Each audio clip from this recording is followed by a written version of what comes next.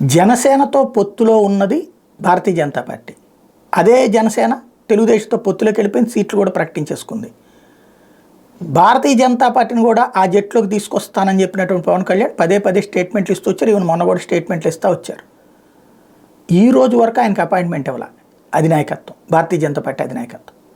పవన్ కళ్యాణ్ కలిసింది ఎప్పుడో, ఆ తర్వాత ఎప్పుడు కలిశారు అసలు? నరేంద్ర మోడీని కలిసిన తర్వాతన మళ్ళీ ఎప్పుడు కలిశారు? చంద్రబాబు నాయుడిని మొన్న పిలిచారు, అప్పుడు పవన్ కళ్యాణ్ని పిలవాల. ఈ పొత్తుల అనౌన్స్మెంట్ తర్వాత కూడా పవన్ కళ్యాణ్ని పిలవలేదు.